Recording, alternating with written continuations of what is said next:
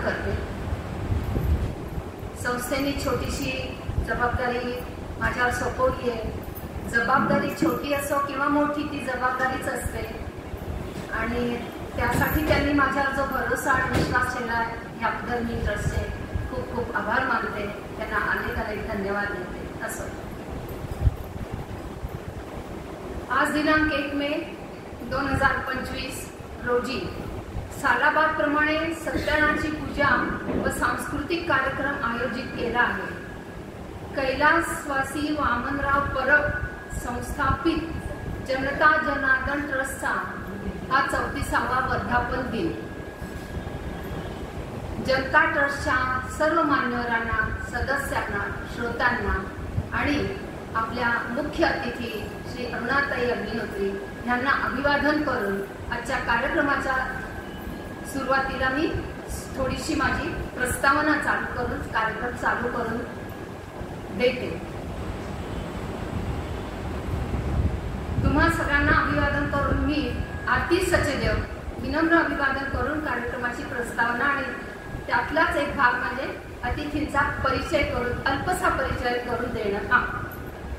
आज 1 मे कामगार दिन, महाराष्ट्र डे आणि 1-2 नावं फक्त मी तुम्हाला अशी उल्लेख करते त्या नावांचा। तर ती नावं, एक नाव असं आहे युधिष्ठिर, जे आपण महाभारतात ऐकल्यानंतर असं प्रत्यक्षात प्रचलित कधी ऐकलेलं नाही, पण ते आहे, ते कुणाचं आहे। आणि एक प्रबोधन चंद्र, ही 2 नावं कशा संबंधी आणि कोणाची आहेत असं तुम्ही सांगू शकाल तर छान वाटेल।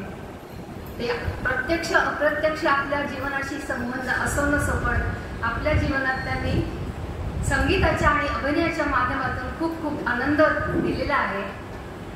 असो, तर कामगार हे युधिष्ठिर म्हणजे बलराज साहनी आणि प्रबोधन चंद्र हे सुद्धा नाव कधी आपण विशेष ऐकलं नाही। ते शास्त्रीय संगीत, फिल्मी संगीताचे अत्यंत सुप्रसिद्ध असे मन्नाडे, या दोघांचा आज वाढदिवस आहे म्हणून मी त्यांचा उल्लेख केला आजच्या दिवशी। असो, तर आजचा हा कार्यक्रम थोडासा हटके आहे, म्हणजे जरा आगळा वेगळा आहे। कथा निरूपण असं ह्या कार्यक्रमाचं नाव आहे। जो सादर करीत आहेत श्रीमती अरुणा अग्निहोत्री। थोडंसं त्यांच्याविषयी, बँक ऑफ इंडियामधून त्या निवृत्त झाल्या, त्याच्यानंतर आध्यात्मिक आणि इतर काही सोशल ॲक्टिव्हिटीज त्यांनी आपल्या अंगी होत्या त्या आणखीन वृद्धिंगत केल्या। कथा निरूपणाचं त्यांनी तो कोर्स केलेला आहे आणि बऱ्याच ठिकाणी हे त्यांचे कार्यक्रम होत असतात। आणि आता परवा शनिवारीच की काय त्यांना आपले गुरुजींकडून कथा निरूपण ह्या विषयीचा जो त्यांचा अभ्यास आहे त्याच्यासाठी त्यांना प्रमाणपत्र मिळालंय। त्याच्यासाठी आपण जोरदार टाळ्या आणि हे सगळं त्यांनी निवृत्तीनंतर आपल्या अंगी सगळं बांधवलेलं आहे। त्यांचे जे कार्यक्रम होत असतात, तर आज या ठिकाणी आपल्या सर्वांना आणि मलाही त्यांच्या ह्या कथा निरूपणाचा लाभ होणार आहे। आपण तो आनंदाने घेऊया। आणि मला असं वाटतं की माझ्या प्रस्तावनेपेक्षा सुद्धा मुख्य कार्यक्रमाची तुम्हाला खूप ओढ लागली असे आहे, त्यामुळे मी हे जे काही माझे 2 शब्द प्रस्तावनाचे आणि परिचयाचे आहेत या वाणीला विराम देते आणि हा जो माईक आहे मी अरुणाताईंच्या हस्ते सुपूर्द करते आणि त्यांनी आपला कार्यक्रम पुढे येऊन सुरू करावा अशी मी त्यांना प्रार्थना करते। पुन्हा एकदा जनता ट्रस्टला माझ्यावर भरोसा ठेवल्याबद्दल, विश्वास दाखवल्याबद्दल अनेक धन्यवाद।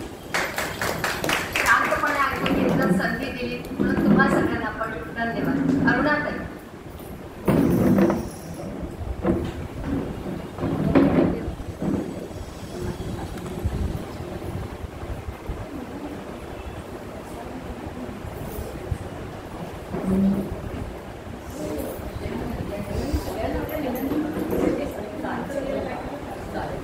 विनंती करून त्या साईडला बसाल का?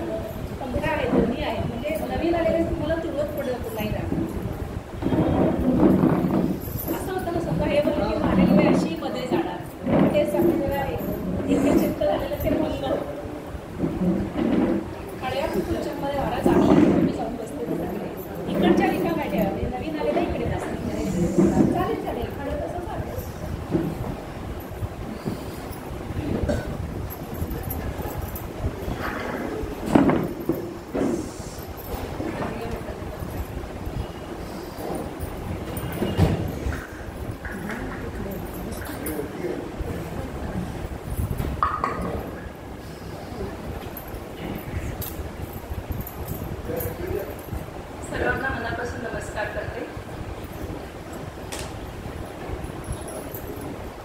सत्यनारायण महाराजांची पूजा मांडली त्यांना नमस्कार करते.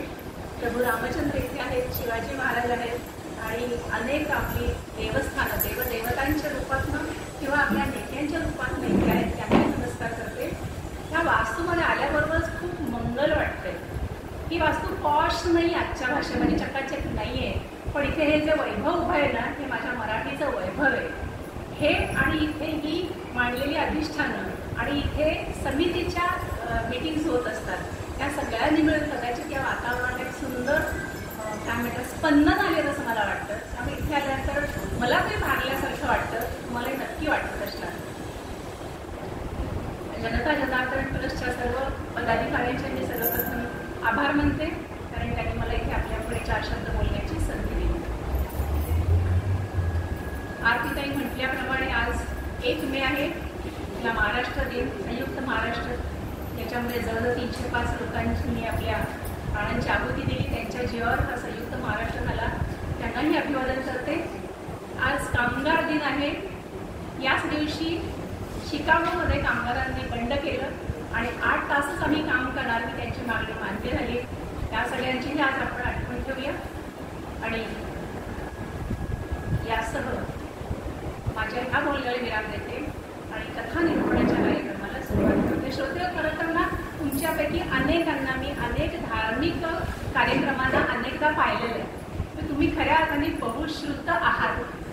त्यामुळे मी काय सांगणार की त्यात काही तुम्हाला नवीन असणार नाहीये, पण माझे बोबडे बोल म्हणून ऐकून घ्या आणि गोड मानून घ्या अशी विनंती करते. सुरुवात करूया. वक्रतुंड महाकाय सूर्यकोटी समप्रभ निर्विघ्नं कुरु मे देव सर्वकार्येषु सर्वदा. गुरुर्ब्रह्मा गुरुर्विष्णु गुरुर्देवो महेश्वरा गुरुः साक्षात् परब्रह्म तस्मै श्री गुरुवे नमः. ॐ नमस्ते शारदे देवी सरस्वती मतिप्रदे वसत्वं मम जिह्वाग्रे सर्वविद्यापदार्थो.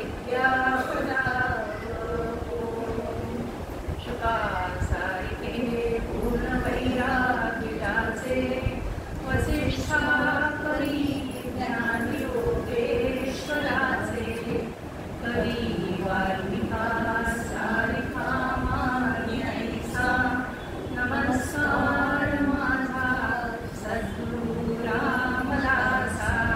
जय जय रघुवीर समर्थ, जय जय रघुवीर समर्थ, जय जय रघुवीर समर्थ. एका मैत्रिणीने मला आज विचारलं की कथा निरूपण म्हणजे नक्की काय. तर आपल्याला प्रवचन माहिती आहे, व्याख्यान माहिती आहे, कीर्तन माहिती आहे, भजन माहिती आहे. कथा निरूपणाचा एक असा ढाचा असतो की आपण सुरुवातीला एक श्लोक घेतो, कुठल्याही संताचा असेल किंवा एखाद्या ग्रंथातला असेल, आणि त्या श्लोकाबद्दल एक थोडीशी 2-3 मिनिटं चिंतन करतो आणि त्या अनुषंगाने एक कथा सांगतो, जी साधारणतः कीर्तनांमध्ये असते, आख्यानाच्या रूपामध्ये. कधी ती ऐतिहासिक असेल, राजकीय असेल, पौराणिक असेल, सामाजिक असेल किंवा संतांच्या आयुष्यावर असेल. असा हा एक थोडासा ढाचा असतो. चिंतनासाठीचा एक छान श्लोक जो आपल्या सगळ्यांना आवडतो आणि मला तो नेहमीच भावतो असं म्हणता येईल. समर्थ म्हणतात मनाच्या श्लोकांमध्ये 35वा आहे मला वाटतं. असे हो जया अंतरी भाव जैसा, वसे हो तया अंतरी देव जैसा. अनन्यास रक्षी तसे चाप पाणी, उपेक्षी सदा रामदासाभिमानी. अगदी सरळसोट अर्थ, याच्या काही तपशिला जायची फारशी आवश्यकता नाही. ज्याच्या मनामध्ये जसा भाव आहे तसा त्याला देव दिसतो. हा अगदी सिंपल. आम्ही एखादा गणपतीचा उत्सव करतो, खूप पैसे खर्च करून आरास ठेवतो, आणि तरतरीचे पूर्वी ते असायचे ना, त्याचे 2 तरकोचे बुडायचे बाहेर यायचे असं ठेवतो, डीजे लावतो, खूप खाद्यपदार्थ ठेवतो, खूप नटतो, खूप आरास करतो. आता आमचा गणपती बाप्पा ह्याच्यामुळे प्रसन्न होतो का? गणपतीला हे हवं आहे का? गणपती काय, शंकर काय आणि कुठलाही देव, प्रभू रामचंद्र काय, आणखी कुठली जगदंबा देवता काय, हे सगळे म्हणजे एकच आहेत. काका देशमुख आपण नाव ऐकून माहिती आहे सर. काका नेहमी म्हणतात की हे सगळे देव ना आत्मा एकमेकांना मिळालेले आहेत. म्हणजे कुणाचीही पूजा केली तरी ती एकाच परब्रह्म तत्वाला जाते. मग त्यांना हवंय काय? त्यांना हे सगळं हवंय हे करायचं. कारण आपण माणसं आहोत. सगळ्यांनी इथून निळ्या रंगाच्या साड्या, लाल रंगाच्या साड्या, रोज एकाच रंगाच्या साड्या दिसत आपल्याला नाही आवडणार. आपल्याला व्हरायटी आवडते. अगदी एका साडीवर आपण 2-2 ब्लाऊज पण शिवतो, पण व्हरायटी, माणसाला व्हरायटी आवडते. दागिन्यात असो, खाण्यापिण्यात महिला तर इतके पदार्थ करत असतात की त्याला अगदी अंत नाही. म्हणजे त्या मधुरात रेसिपी जी आहे त्याला मला वाटतं हायेस्ट लाईक्स असतात. का? आपल्याला वेगळं वेगळं हवं असतं. हा माणसाचा स्वभाव आहे, त्यात काही चूक नाहीये. पण हे सगळं करत असताना कुठेतरी मी त्या भगवंताशी मनापासून एकरूप झाली आहे का? मग बाकी सगळं खूप असेल, पण मी 5 मिनिटं तरी त्या गणपतीला नमस्कार करून मनापासून म्हटलं का की देवा, माझं जे काही चुकलं असेल, माझ्या आईचं, माझ्या बाबांचं करताना माझं राहिलं काही असेल, माझ्या सासू सासऱ्यांचं करताना काही राहिलं असेल तर मला तेवढी क्षमा करशील. मला काही कळत नाही. आदरणीय मकरंदभाऊ नेहमी म्हणतात की देवापेक्षा बसावं आणि म्हणा की देवा मला काही कळत नाही. हा भाव मनातून मी 2 मिनिटं जरी त्या भगवंताच्या मूर्तीसमोर बसले ना तरी सुद्धा त्यात सगळं आलं. त्याला ही सगळी व्हरायटी लागत नाही. असा माझा मनामध्ये असेल तर तो देव पावतोच. अहो, माणूस माणसाला, मी जर चांगलं काम केलं एखाद्याचं तर तो मला धन्यवाद देणार आहे. माणूस जर हे समजू शकतो तर तो भगवंत नाही का समजणार.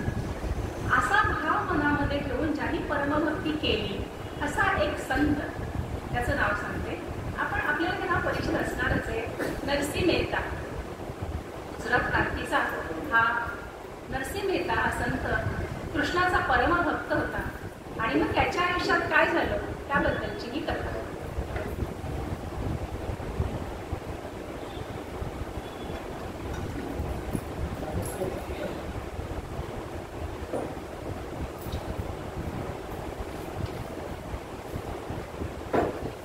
खऱ्या कथेला सुरुवात करूया. आपण गिरनारला आपल्यापैकी बरेच जण गेले असतील. गिरनार कोण कोण जाऊन आले? टाकून जाऊन आले असणार ना 100. तर गिरनारला आपल्या मनामध्ये अतिशय पवित्र भाव आहे. सद्गुरूंचं ते दत्तगुरूंचं स्थान आहे. त्या गिरनारच्या पायथ्याशी असलेलं हे गाव म्हणजे जुनागड गाव. हे आहे गुजरातमध्ये. या गुजरातमध्ये नरसिंह मेहता नावाचा संत राहत होता. आता नरसिंह मेहताचं कसं होतं की त्याच्या आईवडील निवड केल्यानंतर त्यांची जी काही प्रॉपर्टी होती त्याच्या वाटण्या झाल्या. हा अगदी साधा होता, साधा गोळा. त्याच्या भावंडांनी सगळं लुटलं आणि एक जुना कुठला तरी पडका वाडा नरसिंहच्या वाट्याला दिला. पण आयुष्यामध्ये कधीही तक्रारच न करणारा हा माणूस, जे काही माझ्या वाट्याला आहे ते माझ्या प्रारब्धाने आहे, माझ्या प्रार्थनामुळे आहे, त्यामुळे मी त्याच्या फार खोलात जाणार नाही असा स्वभाव. हा कुठला भावंडांची भांडणं आहे. जो काही पडकावाडा दिला तो घेतला. त्याच्यामध्ये खूप छान अशी श्याम सुंदराची भगवान कृष्णांची मूर्ती ठेवली आणि अखंड आपल्या नामामध्ये आहे. नाम घेईल, भजन करेल, स्वतः समोर बसून कीर्तन करेल. माझ्या कीर्तनाला 100 लोक आले पाहिजेत का? नाही, मी आणि भगवंत आम्ही असतो तरी सुद्धा पुरे असा भाव. त्याचं लग्न झालेलं आहे, त्याला पत्नी आहे आणि त्याला एक छानशी मुलगी आहे. त्या मुलीचं नाव आहे कुंवरबाई म्हणायची पद्धत. आता खरं म्हटलं तर संसार आहे, बायको मुलगी, तर त्याच्या 2 वेळच्या खाण्याची व्यवस्था तर सुद्धा करता आलीच पाहिजे ना. पण काही पडलेलंच नाही संसाराबद्दल. 2-2, 3-3 दिवस घरामध्ये अन्न नाही शिजायचं. त्या भगवंताच्या पुढे कोण 4-2 लोक येतील, ते 2 पैसे ठेवतील, काय तांदूळ गहू ठेवतील, त्याच्यातच यांची गुजराण.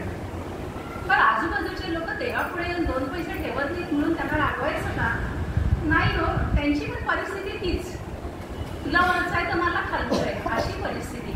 काय ते ठेवणार? त्यामुळे कोणाला दोष देणं करतच नव्हता अशी परिस्थिती. पण पत्नी फारच सज्जन होती.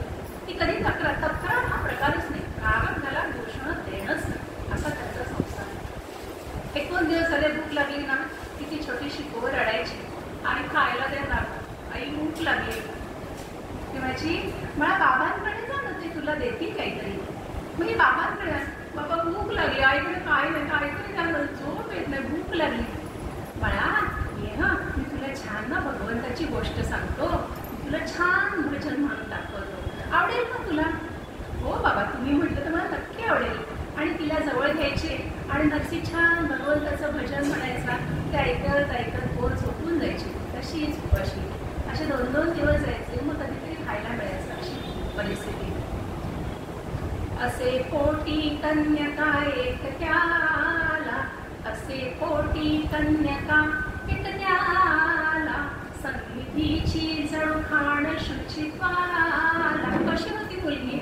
सन्निधीची जणू खाण शुचित्वाला. विधात्याने विधात्याने विधात्याने अभिमान अप्सरेचा. विधात्याने तिला का बनवलं? अप्सरांची मस्ती, अभिमान दूर व्हावा अशी तिला बनवली. विधात्याने अभिमान अप्सरेचा, हरण करण्या जन्मला देहतीचा देहतीचा देहतीचा.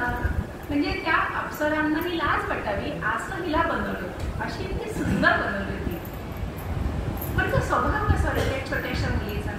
7-8 वर्षाची मुलगी आहे. 2-3 वर्षाचा असताना तसा स्वभाव कळत नाही. मुलगी 7-8 वर्षाची झाली. अहो इतकी गोड, वागायला गोड, बोलायला गोड, तिचं चलन बोलन हालचाल सगळं म्हणून गोड. परकर फाटकं असायचं. 4-4, 5-5 तोच कपडा कुठला बदलला, खायला काही मिळायचं नाही. तिथे काय कपड्यांची कौतुक असणार. पण मुलीने बोलून सगळ्यांना अगदी आपलंसं केलं. मला समर्थांनी म्हटलंय की जिभेमध्ये आहे सूत्र, जगामध्ये जगन्मित्र जिभेमध्ये आहे सूत्र. तुम्ही कसं बोलता त्याच्यावर आहे ना. ते म्हणे असं म्हटलंय की खरं बोलायचं नाही, खरं बोलायचं. एखाद्या सावळ्याच्या बाईने आपल्याला समजा काहीतरी खायला चहा दिला तर चहा चांगला आहे, मग असं सांगायचं का अहो तुम्ही सावळ्या आहात ना पण चहा छान झाला. मग बोलूच ना. त्यामुळे खरं बोलायला सांगितलं. विचारले का कोणी? खरं बोलायचं कधी? दुखवायचं नसेल तर आदरणीय दुसऱ्याला आपल्याला काय बोलायला आवडतं का त्याच्यावर विचार करायचा ना. असं तिचं बोलणं अगदी गोड, अगदी मृदू. गावातील लोक म्हणायचे नरसीने त्या गळीबिरीस, पण होळीच्या दृष्टीने त्यांनी नशीब काढले हो. अशी मुलगी जगामध्ये सगळ्यांकडे असते. तिचं वर्णन कथाकार असं करतात. तन्वी चारुलता सुखास्य वदना, बिंबाधरी गोंबटी, सिंहे आवरिले पलायनवनी, पाहुनिया कटकटी. स्त्री सुंदर असण्यासाठी कंबर बारीक असावी असं म्हणतात. आणि बारीक कंबर सिंहाची असेल, सिंहकटी म्हणतो. एखाद्या स्त्रीची कंबर सिंहकटी हे प्रमाण मानलं जातं. तर म्हणे हिला बघून सिंह पण मनात पळून जायचे. इतकी हिची कटी लागली, इतकी सुंदर होती. सिंहे आचरिले पलायनवनी, पाहुनिया कटकटी, रंभोरुगज दामिनी प्रियवदा, सौंदर्यवल्ली गमे. इतकी सुंदर, पण सारा सार विचार करूनही ती श्रीकृष्ण नामी रमे. एवढं सगळं छान होतं, सगळे कौतुक करायचे, पण सदैव कृष्णाचं भजन करायचं, भगवंताचं नाव घ्यायचं. कारण वडिलांकडे शिकवण आलेली आहे ना, संस्कार आहे. ते संस्कार आजच्या भाषेत बोलायचं तर ऍब्सॉर्ब करणारी मुलगी आहे. अशी ती छान मुलगी. जसा तसा यथातथा संसार चाललाय. आता मुलगी जन्माला आली ना की तितकंच तिच्या लग्नाची काळजी आई वडिलांना वाटत असते. आईला तर सतत पदोपदी ही पोर माझी मोठी होणार आहे, तिचं लग्न कुणाशी होईल आणि ती चांगल्या घरी पडावी. अगदी स्वाभाविक आहे. आपल्या आया यातनं गेल्या, आपणही यातनं जातोय, अगदी स्वाभाविक आहे.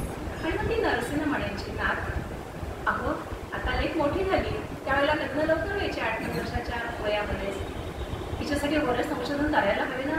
अगं मी बरेच का बरं संशोधनच करतोय माझ्या कीर्तनातून. अहो त्या रुक्मिणीसाठी नाही म्हणत मी, आपल्या लेकीसाठी म्हणते. त्या देवाचं नंतर केला तो कृष्ण काय हिच्याशी लग्न करायला येणार आहे का? चिडायची पत्नी. असे म्हणायचं हे बघ, ही मुलगी आपल्यामुळे जन्माला आली हे खरंय, पण तिचा जन्म कोणी ठरवलाय? भगवंताने. तिचा नवरा कुठेतरी जन्माला घातला असेलच ना, योग्य वेळी तो आपल्याला भेटेल. आता हिला वाटायचं योग्य वेळी भेटायला ते ऑटोमॅटिक कसं येईल, काहीतरी हालचाल केली पाहिजे ना, नाहीतर मग कोणी मुलीसाठी स्थळ शोधणार नाही. पण तिला काही नरसीशी काही वाद घालता यायचा नाही आणि ती स्वीकारायची. शेवटी पत्नी धर्म, पत्नी शिवार घालायची तेव्हा पद्धत नव्हती असं. आणि असं त्यांचं बोलणं व्हायचं. आणि एक दिवस काय होतं, एक सुंदर असा रथ ही जी राहिलेली आहे ना, नरसीचं जे घर आहे ना त्याच्या समोर एक सुंदर असा रथ घेऊन उभा राहतो. कसा असतो रथ? अगदी सुंदर. त्या रथाला किनखापी पडते, त्याला सोन्याचे कुर्चे खांब, त्याला चांदीच्या फुल्या लावल्या आणि 2 असे सणसणीत कचकचित असे घोडे. असे छान घोडे असते की आपल्याला बघायला बरं वाटेल अशी त्यांची टकटकीत त्वचा असते. असे 2 काठेवाडी घोडे आणि त्या रथामध्ये बसलाय तो एक राजविंडा माणूस बसलाय. बघूनच कळतंय तो श्रीमंत आहे आणि श्रीमंतांना श्रीमंतीचं प्रदर्शन करायला सहसा आवडतं. तसाच तो छान असा मखमलीचा अंगरखा घातलाय, वरती डोक्याला कुंदील आहे आणि त्याच्यावरती अशा खऱ्या मोत्यांच्या माळा त्या अशा लोंबकळत आहेत. काठेवाडी धोतर नेसलंय आणि पायामध्ये त्याच्याचे मोजडी आहे ना, त्याच्यामध्ये रत्नमाळ तो बसले. हातामध्ये 8 अंगठ्या असा त्याचा तो एकूण उभा. बघूनच कळतंय की हा मात्र मोठा माणूस असला पाहिजे, एखादा प्रधान, सरदार किंवा कदाचित एखादा राजा पण असू शकेल. आणि हा रथ येऊन थांबला नरसिंह मेहताच्या दारात. आता शेजार पाजाऱ्यांना भयंकर उत्सुकता असते. आपल्या घरात काय चाललंय माहिती नाही, पण शेजाऱ्यांच्याकडे कोण आलं. आपल्याला पण असते बघा, मला तरी आहे. म्हणजे रस्त्यानं भाजी घेताना जाताना पण गर्दी दिसली की पाय उंच करकरून बघते, इथे काय झालं, तुला काय करायचं, जा ना वस्तू घरी भाजी घेऊन. पण नाही. आणि माझ्यामध्ये जिवंत असल्याचं हे लक्षण आहे. आपल्याला काय त्याचं घडलेलं कळलं पाहिजे ना. कारण आजूबाजूच्या बायका कोण इकडून बघायची, कोण तिकडून बघायची. अगं बघ, एवढा मोठ्या रथातनं कोण आलाय बघ, आणि त्याच्या मोजड्या बघ बाहेर काढलेल्या केवढ्या महागाच्या आहेत. किती माझ्या एखाद्या कोटीच्या असतील का, अंबानीचं लग्न पाहिलं असतं ते 55 कोटीच्या खाली आलीच नसते. अशी त्यांची चर्चा. मग एक म्हणाली, काय माहितीये, आपला नरसिंह हा मोठा संत आहे, ह्याला बोलवलं असेल ह्यानी कुठेतरी राजाच्या दरबारी वगैरे काहीतरी गायला किंवा गाणं म्हणायला वगैरे. छे म्हणे, नरसिंह कसला आहे तो दरिद्री, त्यांनीच कुणाचं तरी कर्ज घेतलं असेल आणि ते फेडायसाठी हा आला असेल ऋणकरी म्हणून. साधारण असं बोलण्याची संख्या जास्त असते. समाजामध्ये कौतुक कमी होतं, शिव्या जास्त असतात, आपल्याला माहिती आहे. आपण त्या समाजाचा एक भाग आहोत. अशा त्यांच्या चर्चा चालल्या. आणि त्या रथातनं उतरण्याच्या आधी त्या बायका एक प्रसंग बघतात, त्याच्यामुळे चर्चा जास्त. काय असतो तो प्रसंग? तो रथ असा धावत असतो ना, त्या रथाच्या पुढे 2 सेवक धावत होते, बाजूने 2 घोडेस्वार आहेत धावायचे म्हणे. ते 2 सेवक कशाला धावायचे, बाजूला हे सांगायला, कारण रथ येतो.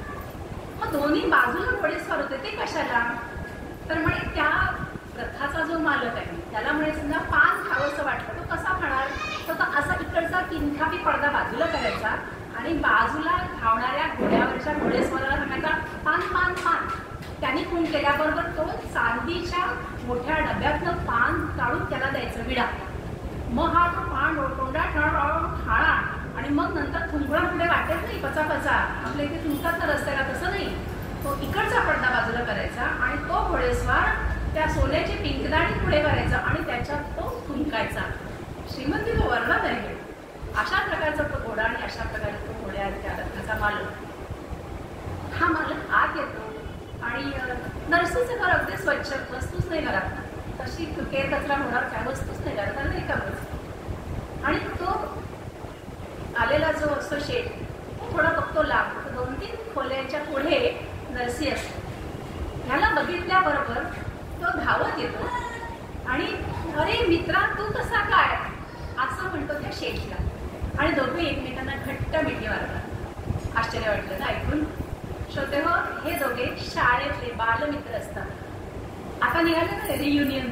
40-40 वर्षापूर्वी आपण शाळेत एकत्र होतो, 40 वर्ष एकमेकांची तोंड पाहिलेली नसतात आणि आपण भेटतो.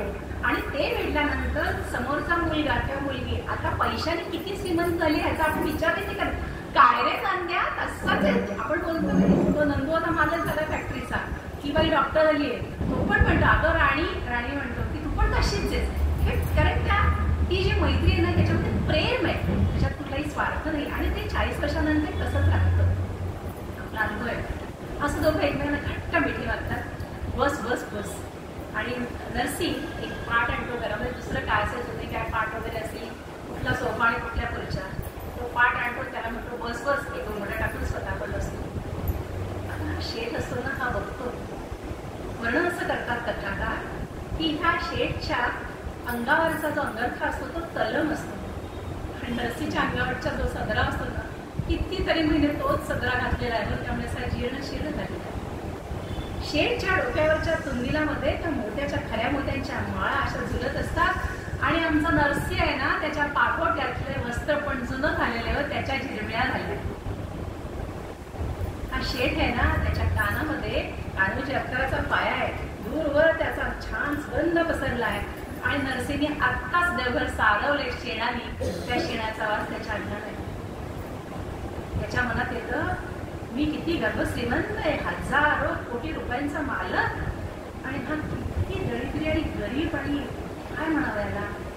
पण त्याच्या मनात येतं तरी याच्या चेहऱ्यावरचं जे समाधान आहे ना, त्याच्या 100% समाधान सुद्धा माझ्या चेहऱ्यावर नाही.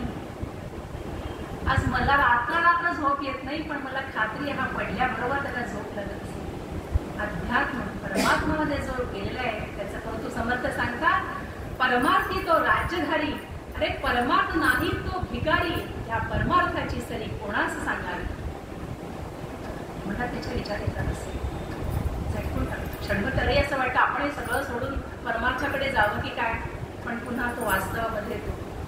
आता नरसी विचारतो, अरे मित्र तू कसं काय आलास माझ्या घरी, तुला माझ्यासारखा ऍड्रेस कोणी सांगितला. थोडक्यात एवढ्या श्रीमंत माणसाने त्याचा नोकर पण पाठवला असता तर चाललं असतं ना. सांगतो पण मित्रा, मी तुझ्या मुलीची कीर्ती ऐकून आहे. तुझी ती 8-9 वर्षाची मुलगी आहे ना, तिच्याबद्दल मी गावात इतकं चांगलं ऐकलंय. तिच्याकडे नम्रता आहे, चारुता आहे, विनयता आहे, शील आहे, अगदी सगळे गुण तिच्यामध्ये आहेत. आणि अशी मुलगी मी शोधतोय, कारण माझा सगळ्यात धाकटा मुलगा जो आहे ना, वसंत आहे, तो लग्नाचा आहे, 12 वर्षाचा आहे आणि मी तुझी मुलगी सून करून घेण्यासाठी आलो. तशी म्हणतो, वेळा आहेस का रे तू, अरे तू गर्भश्रीमंत, माझ्याकडे 2 वेळा खायला नाही, कसं जमायचं आपलं. सगळा विचार करू नकोस. लग्न झाल्यानंतर ना नातेवाईक तुला घालून पाडून बोलतील, तुझा अपमान होईल, आणि काय दरिद्रेची पोर आणली असं म्हणतील. हे होतं जगामध्ये आणि तुलाही माहिती आहे, मलाही माहिती आहे. नको, त्यापेक्षा माझ्यासारख्या कुठल्या तरी एखाद्या घरामध्ये माझी पोर देईल, तिला जेवायला मिळेल न मिळेल, पण जे असेल त्यात ती सुखी आहे. नको मला ते विचारतोस. ते काही नाही. मला श्रीमंतांना असं वाटतं ना की मी म्हणेन त्याप्रमाणे होतच, पैशाची बळी होईल, धर्मी असतेच, अर्थात सन्मानीय अपवाद याला असतातच. ते काही नाही, मला तुझी मुलगी हवे आणि ते काही पण, मला तू हो म्हण. नरसी म्हणतो, तुला एक सांगू का, ज्या क्षणी मी भगवंताला माझं सर्वस्व अर्पण केलं ना, त्यावेळेला मला नाही म्हणायचाही अधिकार मी गमावलाय आणि तुला हो म्हणायचा अधिकारही तू गमावलेला आहेस. जे काय आहे ते तो ठरवे. ही सगळी चर्चा बाहेरच्या खोलीत होतीये आणि 3 खोल्या आतमध्ये काही तुळशीच्या झाडांना नरसीची पत्नी पाणी घालते. बरं का, मागे पण काही कृष्ण तुळस लावलेले आहेत आणि ती कानोसा घेते. पण आपण पण चहा करत असतो ना, आपलं लक्ष हॉलमध्ये काय चाललंय असतं. पण विशेषतः सासरची मंडळी असतील तर आपण जरा काळजीपूर्वक ऐकतो, म्हणजे आपला नवरा पुढे अडकायला नको. आपला नवरा नेहमीच आपल्याला भोळा सावून वाटत असतो आणि आपलं लक्ष असतं चहा गाळता काय, मग मध्येच आपण अनवॉन्टेड सल्ले पण देत असतो. सगळ्यांचा अनुभव आहे. तसं हिचं लक्ष असेल, काहीतरी मुलीच्या लग्नाबद्दल कानावर येतं, तिच्या बांगड्या वाजत, त्याचं लक्ष जाईल असं, हो म्हणा, काय श्रीमंत एवढं स्थळ, पुढचं पुढे बघू, आता तर हो म्हणा, पुढे पत्रिका येईल, ते काय मुलगा मुलगी बघतील न बघतील, पुढे अनेक भानगडे असेल, पण इतकं चांगलं स्थळ येतंय आणि नवरा काही स्थळ बघायला तयार नाही हो मुलीसाठी. हो म्हणा, बांगड्यांचा सावध करतो, हो म्हणा. नरसी बघतात आतमध्ये, लक्षात देत नाही. कथाकार म्हणतात तसं नरसीने बायकोकडे आयुष्यात लक्ष दिलं नव्हतं, आताही लक्ष दिलं नाही. तिचा जीव वरखाली आत म्हणतात. आता तो शेठ म्हणतो, ते काही नाही, तुम्हाला आत्ताच्या आता तिची पत्रिका दे, मी पत्रिका घेऊन जाणार, ज्योतिषाला दाखवणार आणि पुढचं ठरवणार. हो नाही करता करता शेवटी नरसी पत्रिका देतो. पत्रिका घेऊन हा घरी येतो. त्याच्यानंतर काय त्यांच्या ज्योतिषाला वगैरे दाखवतो. ज्योतिष म्हणतो, ही मुलगी जर असेल ना, ताबडतोब लग्न करून घरी येणार आणि तिच्या पायामध्ये गजांत वैभवाची लक्ष्मी. ज्या क्षणी ती येईल त्या तुझी ही संपत्ती करोडोंची आहे ना, ती करोडोनी वाढणार आहे, तेव्हा अजिबात वेळ करू नकोस. त्याला ते हवंच होतं. पुन्हा 8 दिवसांनी हा नरसीच्या घरी हजर.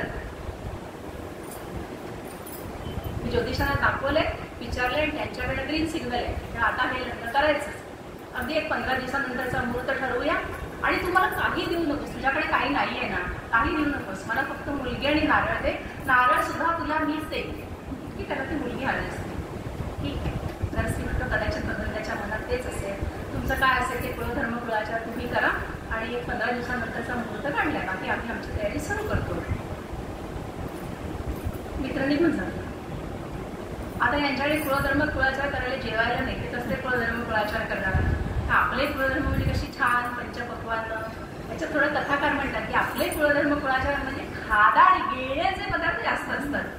मग साड्या काय नेसायच्या, दागिने काय नेसायचे, पदार्थ काय करायचे. पण संतांचं कसं असतं, संतांचे कुळाचार कसे असतात बघा.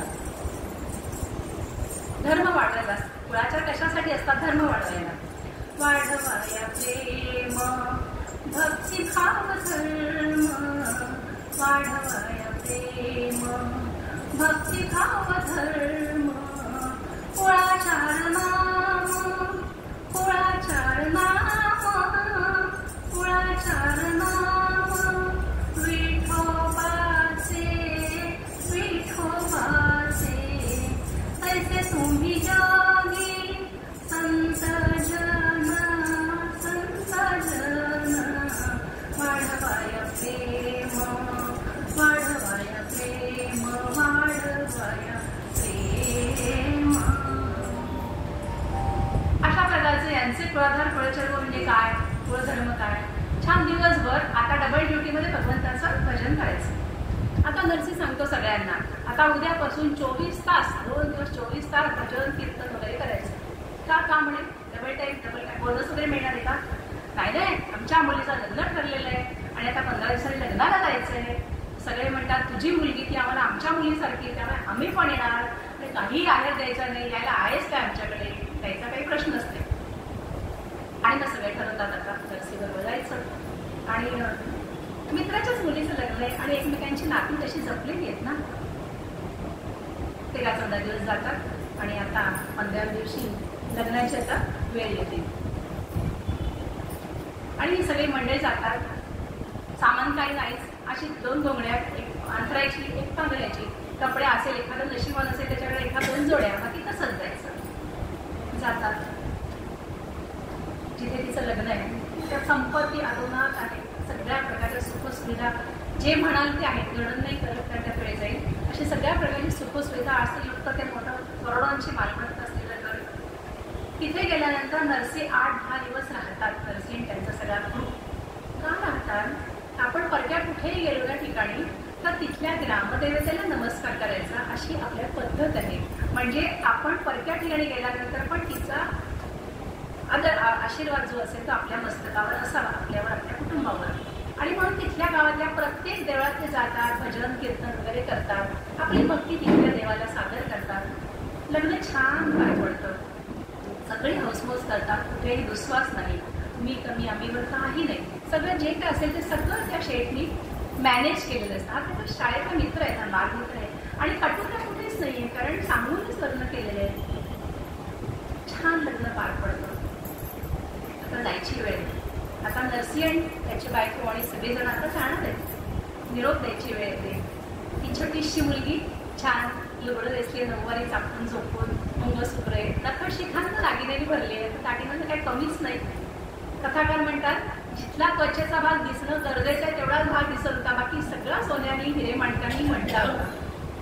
आणि तिचा तो नवरा वसंतराय आणि ते सगळी सासरची मंडळी, सासू सासरे, तिला अनेक दीर जावा बरेच होते, ते सगळी माणसं निरोप द्यायला आता आली आहेत. श्रोतेहो, आपण पण एखाद्या कार्यालयात जातो ना आणि सगळी जेवण बिवण आली की 4:30-5ला त्या मुलीची पाठवणी होते बघा.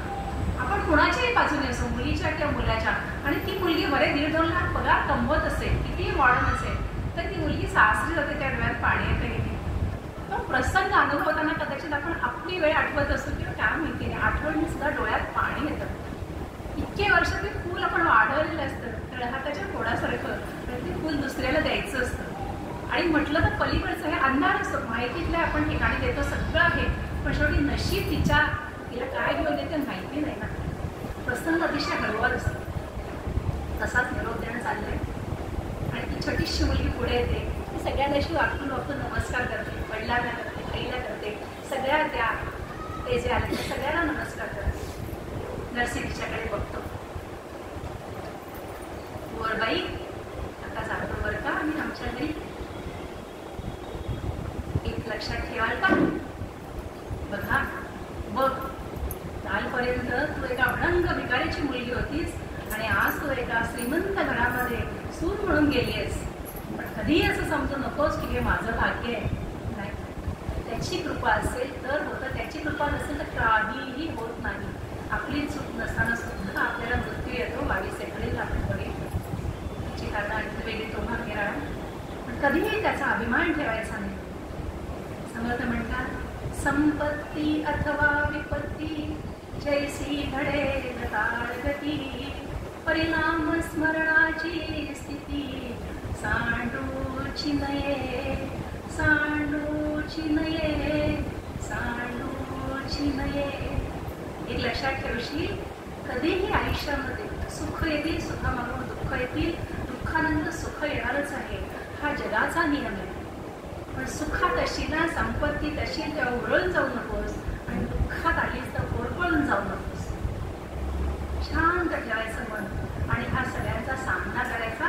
कायम भगवंताचं नाव घ्यायचं. बाळा, ज्या मुलीचं लग्न होतं ना, तेव्हा तिचा पिता ना तिला एखादा दागिना देतो ग, एखादी साडी देतो. तिला काय हवे ते तिला प्रेमाने भेट म्हणून देतो. तुझा पडंग भिकारी असा बाप आहे ग, तुला काही नाही देऊ शकत. मी तर तुला काही देऊ शकतच नाही. पण तुला सांगू का, मीच तुझ्याकडे काहीतरी मागतोय. वर काय म्हणते, बाबा बाबा काय देऊ तुम्हाला, काय देऊ? काय रुखवतच मांडलेलं देऊ का? नाही तर माझ्या पतिराजांना विचारू का? तुझं लग्न झालं ना, माझ्या पतिराजांना विचारू का? काय पाहिजे तुम्हाला, सांगा ना काय पाहिजे? तिला आनंद होतो, वडील काहीतरी मागतात ना. ते तिचा चिमुकला हात आपल्या हातात घेतात. त्यांनी म्हणतात, बाळा मला एक शब्द देशील? हो बाबा सांगा ना. मला एक शब्द दे. आयुष्यामध्ये नामस्मरण केल्याशिवाय कधीही झोपणार नाहीस आणि आयुष्याच्या कुठल्याही क्षणी त्या भगवंताला विसरणार नाही. हा शब्द देशील बाळा तू? मुलगी म्हणत असते. म्हणते, बाबा माझे गरीब आहेत, पण त्यांनी मागून मागून काय मागितलं? माझ्याच कल्याणासाठी मागितलं, त्यांच्यासाठी काही नाही मागितलं. मुलगी डोळे पुसते. नमस्कार देते, बाबा मी तुम्हाला शब्द देते. माझ्या आयुष्यातल्या शेवटच्या क्षणापर्यंत भगवंताचं नाम घेतल्याशिवाय मी झोपणार नाही. मी भगवंताला कधीही विसरणार नाही. नमस्कारच्या म्हणतात होतात. नरसी गोल वळले, झपा झपा झपा पावलं टाकत गावाची वेस ओलांडले आणि विसरून गेले मला मुलगी होती. भगवंत म्हणतात 12व्या अध्यायामध्ये 8वा श्लोक, मय्येव मन आदस्त्व मयि बुद्धिम निवेशय निवसिष्यसि मय्येव अत ऊर्ध्वं न संशय. जोपर्यंत हा संसार मी माझा माझा म्हणते ना, तोपर्यंत दुःख आहे. हे माझं माझं म्हणेपर्यंत सुख आहे, त्याच्यावर दुःख आहे. दुःख विसरता येत नाही, सुख पटकन विसरता येतं.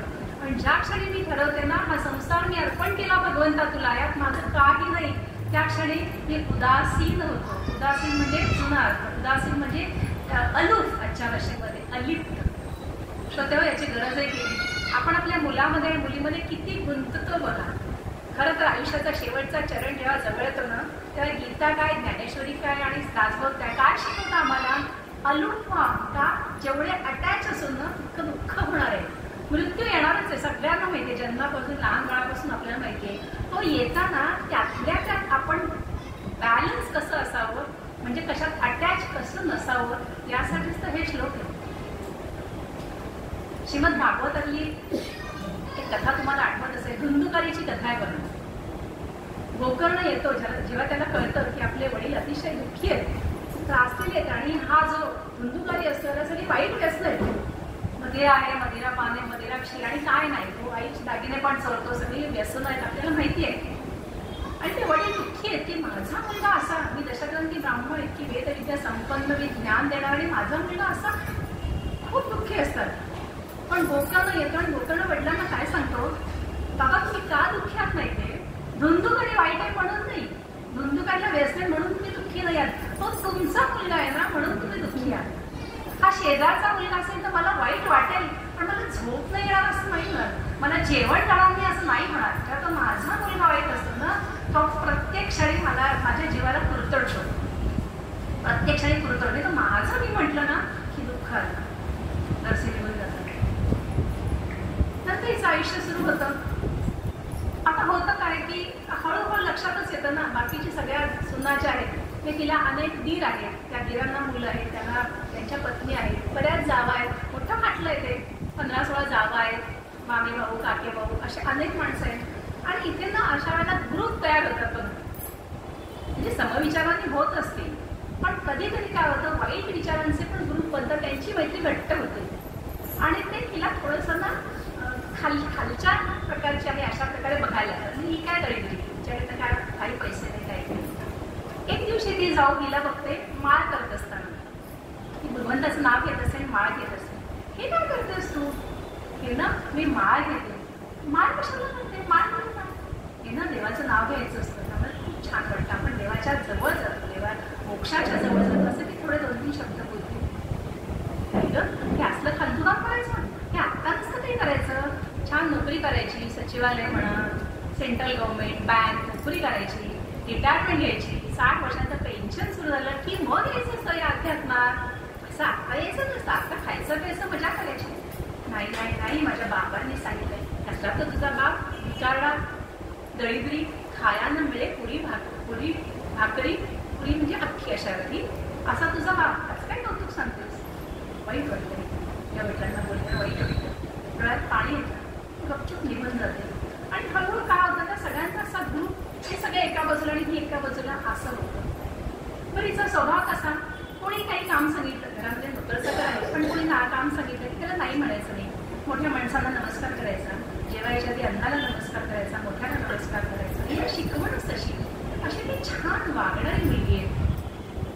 पण एखाद्या झाडाला झाड छान आणलंय, पण त्याला पाणी दिलं नाही तर कसं सुकेल ना, असं ती सुकायला लागली, मनामध्ये झुरायला लागली. पण सांगणार कुणाला? घरी काय होतं, परत घरी जाऊन खायची पण आंदेच होणार आणि त्यांच्यामध्ये आपण एक जाणार असं होणार. त्यामुळे ती तसंच सहन करत राहते. हळूहळू मुलगी 15 वर्षाची होती. तिला निसर्ग धर्माप्रमाणे मासिक धर्म आता सुरू होतो. आणि पूर्वीच्या काळी आपल्याला आठवत असेल की 7-8 वर्षाची मुलगी असताना लग्न होतं आणि ज्यावेळेला तिचं हे सुरू होतं त्यावेळेला ऋतुफल शोधन नावाचा एक समारंभ केला जायचा लग्नासारखा. त्याच्यानंतर ती खऱ्या अर्थात पत्नी म्हणून ते नवरा बायको राहायला सुरुवात करते. आणि हा मोठा असतो आणि श्रीमंत लोकांकडे काय पैसा भरपूर आणि हौसही असेल आणि त्यामुळे श्रीमंती मिळवता येते, अनेक गोष्टी असतात. त्यामुळे हिचा ऋतुफल शोधन हा कार्यक्रम मोठा करायचा असं ठरतं. आता तो जो शेठ असतो तो बोलवतो त्यांचे कोण 10-12 मुली, त्यांचे मुख्य मुली, त्यांना बोलवतो, याद्या करायच्या, आता कोणाला बोलवायचं, हे घर ते घर, हे गाव ते गाव, असं करत जवळ 3-4 लोकांना बोलवायचं ठरतं. आहेत पैसे. आता लोकांना आमंत्रण करायचे, तेव्हा काही व्हॉट्सअप नाही ना, 256 ग्रुप आमंत्रण करायचं, या जो यावासा वाटेल त्याला फोन करायचा, त्याचं नुसतंच आमंत्रण, दोन्हीकडनं बोलता येतं. म्हटलं तर बोलवलंय, म्हटलं तर नाही. आपण पण हुशार असतो, फोन आल्याशिवाय आपण जातच नाही. तर असं त्यांचं ते आमंत्रण करायचे ठरतात. तो मुनीम असतो, तो येतो सगळे आमंत्रण वगैरे. आता लांब जो असेल, राजस्थानात वगैरे असेल तर कोणता माणूस पाठवायचा, जवळ असेल कुठे जमिनीवर म्हणजे वाळवंटानं असेल तर घोडा पाठवायचा, आणि कुठे चालत जायचं, त्यांना हेजीब म्हणायचं, हेजीब लोकांना पाठवायचं. आणि अशी ती सगळं आजच्या भाषेने सॉर्टिंग चालत असतं. तेव्हा तो मुनी म्हणतो की शेठ, एक महत्वाचं आमंत्रण तुम्हाला करायला हवंय. कोणाला? नरसिंह मेहताला. एखाद्याला कोण आमंत्रण करतंय, नंतर मूळचा स्वभाव आलेला आहे, जागृत झालेला आहे, त्याला कोण बोलवत आहे? मुनी म्हणतात नाही, ज्या मुलीचा ऋतुफल शोभन कार्यक्रम आहे तिच्या आईवडिलांना मानाने बोलवलंच पाहिजे. तू मला शिकवू नकोस. तेव्हा मी तुमचे वडील, तुमचा जन्म माझ्या समोर आला, मी तुमच्या वडिलांकडे काम करत होतो, तेव्हा माझं म्हणणं तुम्हाला ऐकलंच नाही. ठीक आहे ठीक आहे ठीक आहे, त्याला आमंत्रण असं पाठव की त्याला वेळेपर्यंत कार्यक्रम झालेला असेल. किती दृष्ट आहे तुला? मुनी म्हणतो ते मी बघून घे. आणि तो हेजीवाला बोलवतो, सगळी वाटण्यात चाललेली असतात. एका हेजीवाला सांगतो की तुला नरसी राहतो त्या भागाला जायचंय आणि नरसीला आमंत्रण करायचं. नरसी मेहता तो हेजीव एकदम आनंदित होतो, अरे वा वा वा, खूप छान छान छान. आणि नरसिंह मेहताला जी बोलवणारी पत्रिका असते ती म्हणजे तो त्याच्या पगडीमध्ये शिरोधार्य ठेवतो. बाकीच्यांच्या ती कसाला लावतो, असे शब्द. कसा म्हणजे खिसा, त्या खिसाला बाकीच्या पत्रिका लावतो आणि ही पत्रिका तो त्याच्या पांगोट्यामध्ये ठेवतो. आणि आता तो जातो कोठी घरात. कोठी घरात कशाला? चालत जायचं असेल तर 7-8 दिवस लागणार. मग वाटेमध्येच कुठेतरी थांबायचं, डाळ तांदूळ शिधा बरोबर घेऊन आणलेला असायचा, झाडाखाली चूल पेटवायची आणि त्याचं डाळ तांदूळ शिजवायचं, त्याच गावात मग काम करायचं, दुसऱ्या दिवशी पुढे ती पातेली सगळी धुवून स्वच्छ करायची, सामान पुढे, असं त्यांची पद्धत त्यावेळेची. आता कोठी घराकडे, कोठी घराला मालकीण म्हणून आता ही बसली आपली कुंवरबाई आणि ते ऐकते काहीतरी बाचाबाची झालेली आहे आमंत्रणावर. माझ्याच वडिलांबद्दल असणार, बाचाबाची करायला इथे विषय फक्त मीच आहे. दुःखी झालेली आहे. तो हे जे नाचत नाचत खुशीत असतो, म्हणजे बा हे जे बा तू एवढं खुशीत का? ताई काय सांगू तुम्हाला, मला आमंत्रण करायला तुमच्या माहेरला जायचंय. अरे माझ्या माहेरला जायचंय तर तुला त्यात आनंद वाटायचं काय कारण? सांगतो म्हणे, मागच्या वेळेला तुमच्या लग्नाच्या वेळेला जेव्हा आले ते ना नरसी, त्यावेळेला माझ्या घरी खूप मोठी समस्या होती. पण मी 4 दिवस त्यांची प्रवचनं ऐकली आणि माझ्यामध्ये काय बदल झाला माहिती नाही. त्या सगळ्या संकटातनं मी तरून गेलो. त्यामुळे त्यांचे लय उपकार आहेत माझ्यावरती आणि म्हणून त्यांचं दर्शन घ्यायची मला संधी मिळते म्हणून मी खूप खुश आहे. आश्चर्य ते म्हणते, एक काम करशील का, तुला मी 15 दिवसाच्या आधी 3 महिन्याचा शिधा देते. कशासाठी? तू ना माझ्या वडिलांना आमंत्रण नको करूस. काय बाई आहे, एवढा मोठा समारंभ होणार आणि एवढी सगळं लयलूट असणार सगळ्यांची, एवढे सगळ्या गावातले लोक येणार आणि आपल्या आईवडील यायला असं प्रत्येक मुलीला वाटतंच की नाही. आपल्या आईवडील एवढी काय पाहिजे म्हणतो, असं काय करता हो ताई? म्हणते, बा हे जेव्हा तुला माहिती ना इथे कसं ते आल्यानंतर त्यांची काय परिस्थिती होईल, त्यांना कशी वागणूक मिळेल ते तुला कळतंय. आपण इतके दिवस बघतोय आणि हे नाही बदलणार. मला नको येते, त्यांना नको बोलूस. तो हेजीब काय म्हणतो, हेजीब म्हणतो, ताई त्यांनीच इथे येणं गरजेचं आहे, म्हणजे यांची पापणच धुतली जातील. ते 2 दिवस आले ना, यांची पापं धुतली जातील, त्यामुळे त्यांना बोलवाच. मी जाणारच त्यांच्याकडे. बरं बरं, ती म्हणते, मी फक्त तुझ्या मनात काय ते जाणून घ्यायसाठी असं बोलले. ती म्हणते, तू एक काम कर, 10 मिनिटं थांब, मी पत्र लिहिते, ते पत्र देशील त्यांना? हो देईन की, आमंत्रण करायचंय आणि तिथे तर जायचंच आहे, त्यामुळे पत्र द्यायला मला काहीच प्रॉब्लेम नाहीये. ठीक आहे, ते 10 मिनिटात छानसं पत्र आणि त्याला देते आणि म्हणते, हे पत्र माझ्या वडिलांना द्यायचं. ठीक, मग त्याच्या बाकीच्या पत्रिका वगैरे घेऊन सगळा निघतो आणि 7-8 दिवसानंतर नरसीच्या गावात पोहोचतो. संध्याकाळची वेळ नरसीच्या घरी गेलेला आहे आणि अपेक्षेप्रमाणे चाललंय, राम कृष्ण हरी जय जय राम कृष्ण हरी, राम कृष्ण हरी जय जय राम कृष्ण हरी. तल्लीन झालेले आहेत भजनामध्ये सगळे नरसी आणि त्यांचं सगळी ती मंडळी. 50-60 भरपूर गर्दी आहे. हा पण त्याच्यात एका कोपऱ्याला जाऊन बसतो. सगळ्यांबरोबर आपण रामकृष्ण हरी वगैरे म्हणतो. 8:30-9 वाजले त्या बायका ओरडत आल्या, आता गेल्याला चला, बास झालं तुमचं रामकृष्ण हरी. रोजच असायचं आणि सगळी माणसं जातात. बायका बोलवायला तर जायला पाहिजे, तर मिळणार नाही ना. सगळी माणसं जातात. हा हे जे बसून राहतो, त्याला कोणीच नव्हतं, तो बसतो. नरसी म्हणतो, बाबा तू कोण? तू नवीन दिसतो. नमस्कार करा, मी असं ना तुमच्या मुलीच्या सासरून आलंय. ते ऐकल्यावर नरसीची बायको धावत येते. अहो, आपली मुलगी शेजारच्या फ्लॅटमध्ये राहत असेल ना तरी तिच्याकडचं कळेल आपल्या किती उत्सुकता असते. खरं ती मुलगी बाईला कामाला होते आजकाल. तो काय येणार, म्हणजे आई 60-70 वर्षाची, ती आळूच्या वड्या आणि थालपणे भाजण्या देत असते. पण आनंद असतो ना आईला त्या लेकराला दिल्या आणि तिला कळतंय आपलं लेकरू किती बिझी आहे, तिला वेळ मिळते श्वास घ्यायला. म्हणजे मी दिले भाजली तर ती थालीपीठ करणार आहे हे मला माहिती आहे, म्हणून माझी धडपड असते आणि त्या वयात पण त्याचं दुःख होत नाही. असं नरसीची पत्नी धावत धावत येते, काय काय काय काय काय. नरसी म्हणतं, अगं त्याला जेवू दे पहिले, एवढ्या लांबून आलाय. ठीक आहे, तुझं जेवण करून घे. तर यांच्याकडे जेवायची बोंब. पण ते काय करतात, जेवण बनवते काय करते, श्यामसुंदराच्या पुढे कोणीतरी 4 तांदळाचे दाणे ठेवले, थोडी डाळ ठेवली, एक दोडकाच ठेवलेला आहे आणि थोडंसं मीठ, 2-3 मिरच्या आहेत. नरसीची पत्नी ते सगळं घेते, त्यात पाणी घालते आणि एकत्रच ते गॅसवर चुलीवर ठेवत असेल आणि ते असं जोरामध्ये मिक्स करते. एक छान पत्रावळ घेते आणि त्याला तेच वाढते. अहो, तो हेजीब कैक वर्ष जेवला आणि असा जेवला आवड्यासारखा का? कारण तो श्यामसुंदराचा प्रसाद होता. तेव्हा आज 1 तारीख आहे ना, 1 तारीख ते 8 तारीख सज्जनगडला लहान मुलांसाठी संस्कार शिबिर असतं, तुम्हाला माहित असेल. आणि 8 आपल्या इथे कपिल कुलकर्णी ना, तर त्यांचा मुलगा मागच्या वर्षी त्यांनी 1 तारखेला पाठवलं होतं आणि 8 तारखेला त्याला आणायचं होतं. ते म्हणाले की काकू तुम्ही येत असाल तर चला, गाडी आहे, 2 जागा रिकाम्या आहेत. म्हटलं चला. म्हणून आम्ही गेलो. ते सगळं कार्यक्रम झाला, आम्ही त्या रात्री राहिलो, दुसऱ्या दिवशी यायचं. सकाळी भूक लागली, 8:30ला नाश्त्याची वेळ झाली. तर म्हटली इथे नाश्ता तर असणारच, कारण सज्जनगडावरती नाश्ता द्यायचं होणारच नाही.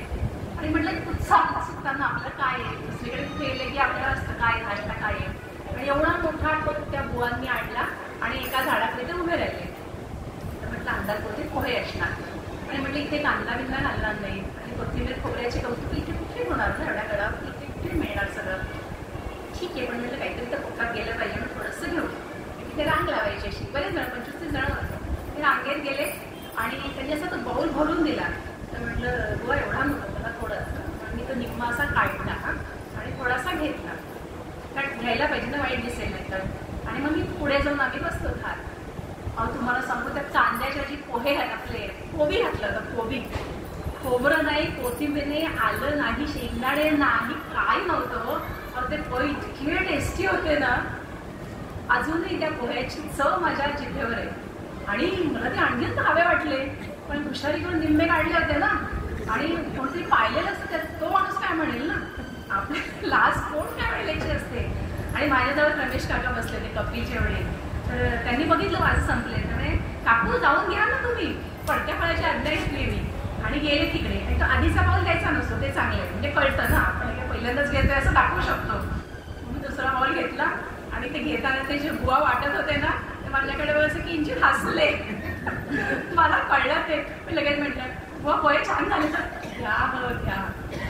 त्या पोह्यामध्ये काहीही नव्हतं कौतुकाचं, पण ते पोहे मला का चांगले लागले माहितीये, त्या ठिकाणी समर्थ स्वतः वावरलेले. समर्थ असतील, कल्याण असतील, उद्धव स्वामी असतील, अक्काबाई असतील, सतीबाई गेल्या असतील, वेण्णा स्वामी तिथे वावरलेले असतील. त्या हवेमध्ये त्यांच्या उच्छ्वासाची स्पंदनं असतील. काही वर्ष झाली आहेत, पण ती स्पंदनं असणार तिथे जवळपासच्या भागात. आणि अलीकडच्या दिवसातलं म्हटलं तर मंदाताई गंधे तिथे वावरले, श्रीकृष्ण काका देशमुख वावरलेत, अलकाताई मुक्ताने, क्षमिकाताई तिथे नेहमी जाते. आपले सगळ्यांचे प्रिय मकरंद पवार, संबंध रामदासी 12 वर्ष गडावर होते. आता पण सध्या त्यांचा उत्सव चालू आहे. ही सगळी सज्जन माणसं जिथे आहेत ना, त्यांची स्पंदनं जिथे असतात ना, त्या स्पंदनांचा इफेक्ट जो म्हणतो, परिणाम हा तिथल्या हवेवरती होतोच होतो. पूर्वी बघा ना, घनपाटी ब्राह्मण तुम्ही ऐकलं असेल, ते अशी अशी ऍक्शन करून मंत्र म्हणतात. ऋग्वेद म्हणायची घनपाटी ब्राह्मणांची ही पद्धत आहे. पुन्हा पुन्हा पुन्हा पुन्हा ते ज्यावेळेला म्हटले जातात ना, पूर्वी बघा मूल होत नसेल, या पुत्रकामेशी यज्ञ असताना हे सगळे मंत्र म्हटले जायचे. तर त्या अशा प्रकारे म्हटलेल्या मंत्रांचा इफेक्ट तुमच्या DNA वर होतो. म्हणजे बाकी सगळ्या गोष्टी तुम्ही करायच्याच आहेत, पण याचा इफेक्ट DNA वर होतो आणि तुमच्या सेल्समध्ये बदल होतो. हे शास्त्राला पण आता पटायला लागले. मुद्दा बोलण्याचा भाव असा की असा तो सगळा इफेक्ट असल्यामुळे तो प्रसाद गोड लागतो. गोंदवल्याची आमटी जर तुम्हाला आठवत असेल, डाळ घालत नाही, तर ढोकलं तरी तर डाळ मिळणार नाही, पण ती आमटी काय चविष्ट असते, प्रसाद असतो. असं छान याचं जेवण होतं मस्तपैकी. आणि आता दोघांना उत्सुकता आहे की हा का आला. आणि मग त्याची सांगतो की मी कशाला आलोय माहितीये, आपल्या ताई आहेत ना, त्यांचा ऋतुपर शोभनाचा भारत मोठा करणार आहे, 4,000 रुपये आले आणि तो सगळीच वर्ण भरतो आणि तुम्ही यायचंय म्हणून मी पहिल्यांदा तुमच्याकडे आलोय पण आमंत्रण करायला. वा वा, छान छान. आईला बरं वाटलं. कुठल्या आईला बरं नाही वाटलं. लेकीकडे नुसतं हळदी कुंकू असेल तरी आईला किती मला खवटत असतं. मग इथे एवढा मोठा कार्यक्रम आणि एवढं श्रीमंती पडेजा. वा वा, येणार. पण थांबा ताई, एक ना पत्र दिलंय ताईने तुम्हाला. नर्सीच्या पत्रिका तुम्हाला एक पत्र दिलंय.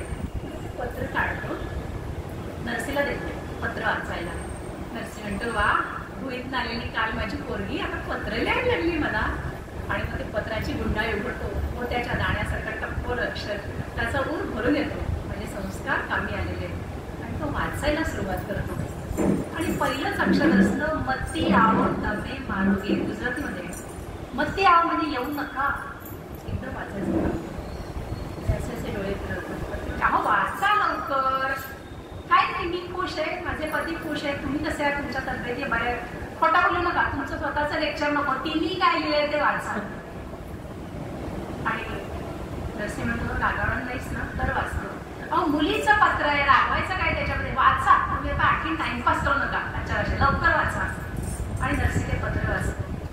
मतिया तुम्ही मारोगे, मतिया तुम्ही मारोगे, माझ्या घरी येऊ नका. अशी संतापली नर्सीची पत्नी. श्रीमंतांच्या घरी गेल्यानंतर तुला आई बापांना बोलवायची लाज वाटायला लागली का? एवढी मस्ती आली तुला, एवढी मधुरी लाज वाटते मला तुझ्यासारखी मुलगी असायचं. बडबड सुरवली, टेम्परेचर वाढलं, थर्मामीटरचा पारा गेला. मतिया तुम्हें मारोगे, रहिशो नहीं तारो मान पिताजी. तुमचा मान राहणार नाही. Temperature down. कळलं तिथे काहीतरी वेगळं म्हणायचं. रहिशो नहीं तारो मान पिताजी, सासरा सास मोरे धन नो भुकेलो, सासरा सास मोरे धन नो भुकेलो. कपडा न जुयो मने लुगडा न जुयो, मला कापड सुपड लुगडं मला काही नको. कपडा न जुयो मने लुगडा न जुयो, जुयो मने तारो प्यार, जुयो मने तारो प्यार. मतिया हो तमे मारा गे, मतिया हो तमे मारा गे. काय येते मुलगी, नका येऊ तुम्ही, नका येऊ. तुमचा मान ठेवणार नाही त्याकडे. हे सगळे जण पैशाचे हप्पावलेले. मला काही नको, मला लुगडं काय चोळी मागणी काही नको, पण तुमचं प्रेम मला हवं आहे. तुमचा अपमान मला सहन करता येणार नाही. ती 15 वर्षाची झालेली मुलगी लिहिते. दोघांच्या डोळ्यात घळा घळा अश्रू. ते बघून त्या केजीवालाही रडू. रसीची पत्नी म्हणते, तिने काय सांगितलंय, माझ्या घरी येऊ नका सांगितलंय ना, काय जायचं तिच्या घरी. पण तिने गावात येऊ नये असं म्हटलं नाही, आणि ती गावात येण्यापासून आपल्याला रोखू शकत नाही. आपण जायचं, आपण गावात जायचं, गावात कोपऱ्यात कुठेतरी थांबायचं, आणि अशी ती वसंतराय तिची ती अशी बारात निघेल ना, त्या सगळ्या ठाणवया असतील, ते रथ असतील, घोडेस्वार मागे असतील, आणि ती पद्धत होती त्यावेळेची, आणि अशी सुंदर जी वरात निघेल ना ती आपण पाहायची, आणि म्हणून तिला आशीर्वाद द्यायचा. सुखी भव, तुझं आयुष्य कळू दे, कळू दे, असे आपण छान आशीर्वाद देऊया. आपण जायचं. याची मला वाईट वाटतं की गावात येणार आणि घरी येणार नाही, आणि त्यांना यावंसं वाटतंय. आणि कशी परिस्थिती भगवंतांनी आणली आहे. भगवंताचा हा असीम भक्त आहे, आणि असं कसे आहेत ना संसार यांचे, पण परमार्थ आणि भगवंताचं काय अधिष्ठान मनामध्ये इतकं पक्का आहे ना. तुम्ही त्यांच्याशी कसे वागा, ते त्यांच्या वागण्यात चूक करणार नाही, आणि कुणाकडनं अपेक्षाही नाही. तुम्ही माझा मान करा, मला बोलवा, मला काहीतरी द्या. No sympathy required. Whatever I want to do I will. अशी त्यांची मनस्थिती. त्याची निरोप घेऊन निघून जातो. नरसी सांगतो सगळ्यांना, आता मुलीच्या ऋतुपर शोभनाचा कार्यक्रम आहे. बाकी सगळे म्हणतात लग्नाला आलो होतो म्हणजे आता पण येणार, पण आपल्याला काही जायचं नाहीये, इथे बसायचं ते तिथे बसायचं. ठीक आहे म्हणे, हरकत. पुन्हा ही सगळी मंडळी गोळा होतात, आणि आता भजन कीर्तन 2 दिवस बंद झालं, तिकडे जायचं. आणि कथाकार वर्णन करतात की ही मंडळी निघतात तेव्हा कसं टाळ, चिपळ्या, झांजा, कुणाच्या हातामध्ये विणा, अशी सगळी मंडळी ही म्हणे कार्यक्रमाला जाणाऱ्या मंडळींपेक्षा वारकरी मंडळीत जास्त वाटत होते. असं सगळं ते वाटत होतं. आणि ही मंडळी सगळी निघतात. वर्णन असं आहे की ही मंडळी जेव्हा ज्या रस्त्यांमधून जातात ना, तर ते लोक पुढे गेल्यानंतर रानातले वाघ, सिंह, अस्वल येऊन त्या धुळीत म्हणे लोळायची. का की हे इतके सात्विक लोक आहेत, यांची पावलं जिथे उमटलेली असतील त्या धुळीच्या कणांचा स्पर्श आमच्या अंगाला हवा, अशी इच्छा ती म्हणे त्या वन्य श्वापदांना पण व्हायची. मंडळी आता निघाली. राम कृष्ण हरी, जय जय राम कृष्ण हरी. मंडळी मजल गरमजल करत जातात. त्यांचं स्वागत कोणी करणार नसतं, आमंत्रणच नाहीये केलेलं धडका, स्वागत कोण करणार. तिथेच गावामध्ये एक असा गोठा असतो.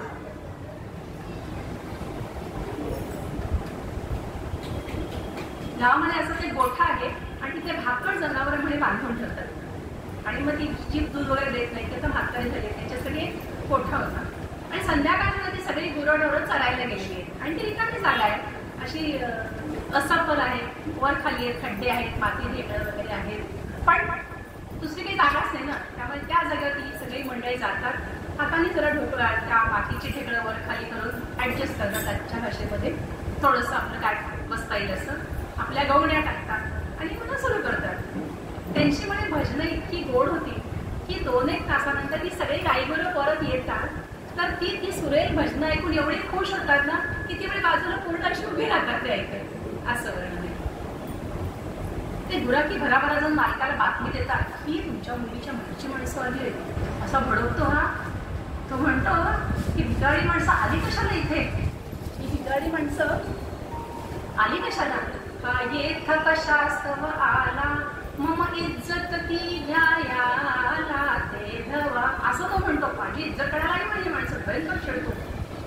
आणि आत्ताच्या ते एक काम करा, 15 दिवसाचं धान्य, पीठ, काय तांदूळ, गहू, गूळ, पिठं जी असतील, तेल बिल हे सगळं तिकडे द्या. त्यांना म्हणा 15 दिवसाकडे फिरकू नका समारंभाकडे. किती वाईट ना. ठीक आहे, मुली म्हणतो ठीक आहे तुम्ही म्हणाल तसं, आणि ते सगळं सामान तिकडे घेऊन देतो. फुल नरसी सगळ्यांना म्हणतो बघा बघा किती आदरात तिथे आहे, सगळा 15 दिवसाचा शिधा पाठवलाय आपल्याला आहे, त्याच्यामध्ये आनंद व्यक्त करून द्यायचा. आणि आता दुसऱ्या दिवशी 2 दिवसानंतर त्या ऋतुकुल शोभनाचा कार्यक्रम आता इथे सुरू होतो. श्रीमंतीचं प्रदर्शन आहे, खूप शामियाने आहे. एका शामियानेमध्ये पदार्थ बनवले जात आहेत, पंचपक्वान्न बनवली जात आहेत. एकीकडे आलेल्या पाहुण्यांना झोपायची व्यवस्था आहे, एकीकडे त्या दुपारी विश्रांती घ्यायची व्यवस्था आहे, एकीकडे त्या अलंकार वगैरे सगळ्यांना सजायची व्यवस्था आहे. असे शामियानेचे सामियाने सगळ्याला मोती, सोनं, हिरे, माणकं, कशाला काही दातच नाही. संपत्ती अशी भरभरून वाहते. आणि आता सकाळी ऋतुकुल शोभनाचा कार्यक्रम संपन्न होतो आणि आता मस्त अशी पंगत बसली. पंगत, हा बुफे नाही, पंगत बसली. आणि पंक्तीचं वर्णन नेहमी छान असतं. 18 इंची अशी ताटं आहेत आणि त्या ताटाखाली पाट, बसायला पाट, डोक्यावरती पाट, डोक्यावरती नाही डोक्यावरती घेतलं, अशी छान पाट आहेत आणि मोठी 18 इंची ताटं आहेत आणि छान सगळं भरलंय. ढगाळ वर्णन करतात त्या पंक्तीचं वर्णन. मांडून स्वस्तिक सुवर्ण पाठ अडणीवर सोन्याचे ताट, मांडून स्वस्तिक सुवर्ण पाठ अडणीवर सोन्याचे पाठ, दाटी वरणते पिवळे दाट, दाटी वरणते पिवळे दाट, भोवती फळशाखांचा थाट, भोवती फळशाखांचा थाट, स्वच्छ शुभ्र त्या लवणाजवळी विराजली ती लिंबे पिवळी, स्वच्छ शुभ्र त्या लवणाजवळी विराजली ती लिंबे पिवळी, विराजली ती लिंबे पिवळी. नटल्या सुंदर सोजवळ डाळी, नटल्या सुंदर सोजवळ डाळ, कुणास तळली कुणा परतली, कुणास तळली कुणा परतली.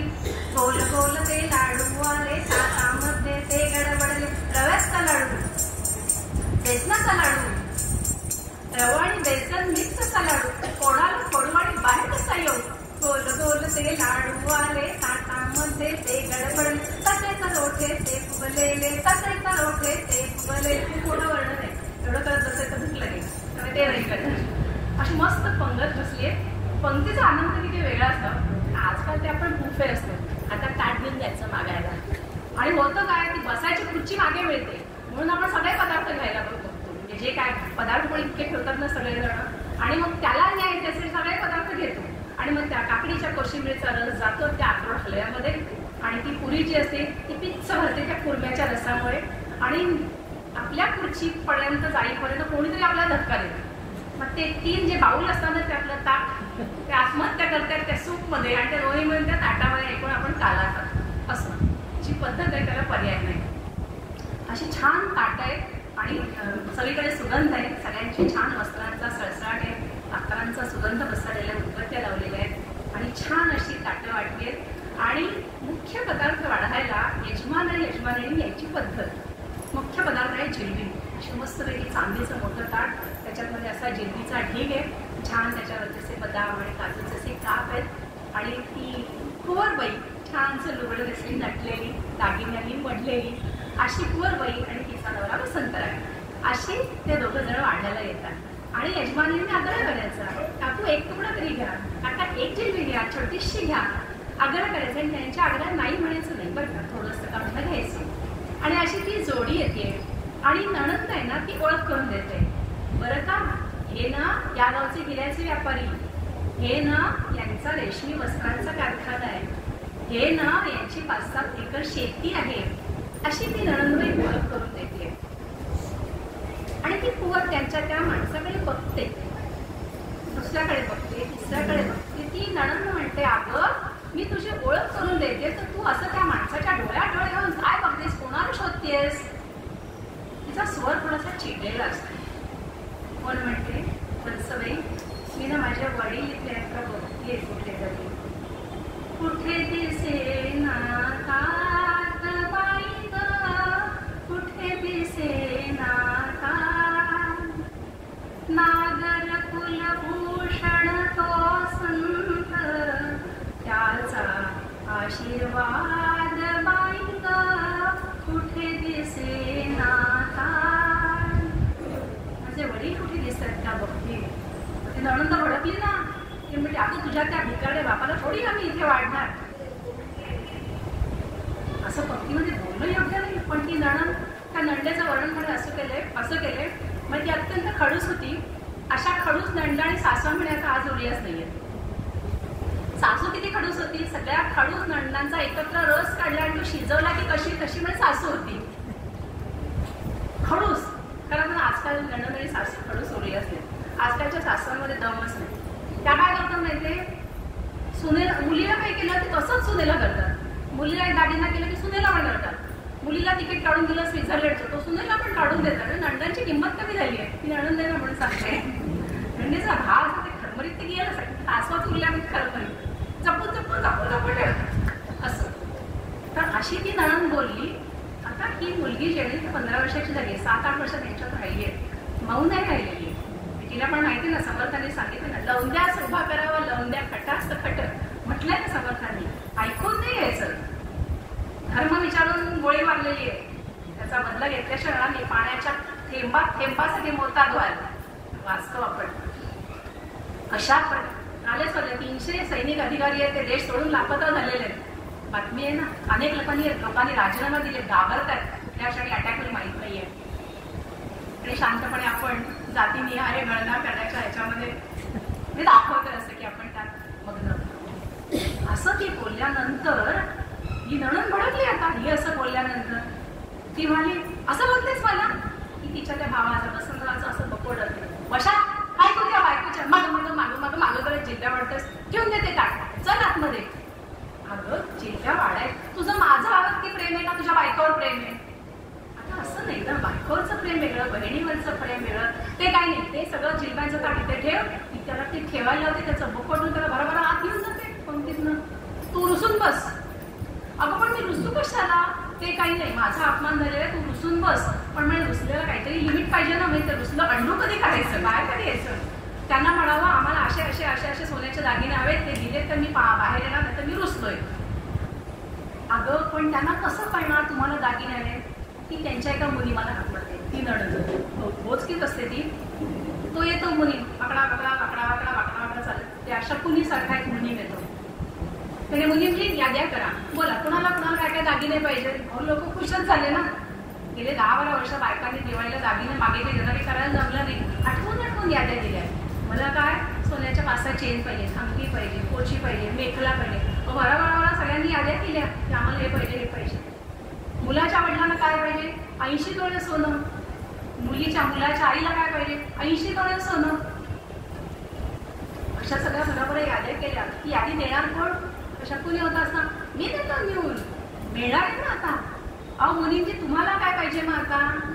तो नरसी काय धोंडा देणार मला? धोंडा द्यावा शेर साठ, असावा किती हा चौखट. मला गुळगुळीत असा 60 शेराचा सोन्याचा धोंडा पाहिजे. काही आहे का मागायला? कोणती यादी लिहिली आणि तो वाकडा त्या नरसीच्या ते थांबले असतात, ते जातात. मुलीकडनं कोणतरी आले असं वाटून पटकन नरसी बाहेर येतात. तर हा मुली ती यादी फेकतो तोंडावर. हे यातलं काहीतरी द्या म्हणजे पुढचा भाग होता, नाही तर मुलगी घेऊन जाईल. नरसी तो कागद हातात घेतो, पडतो तो कागद खाली, तो उचलतो आणि मग तो हे सोन्याचं नारळ गेले, ज्याच्याकडे पैसे तशी परिस्थिती, त्याला ही यादी. नरसीला खूप वाईट वाटतं. नंतर काय हे परमेश्वरा त्यांना चांगल्या प्रेरणा दे. नरसी आपल्याकडे बघून म्हणतं, देवा रामदास म्हणे तुझी अगम्य लीळा, यातून मी शक्यच नाही बाहेर येणार. आणि असं होत असेल तर आयुष्याला काही अर्थच उरला नाही. पण श्रोते हो, आपण म्हटलं नाही, जसा मनामध्ये भाव आहे तसं भगवंत करतो.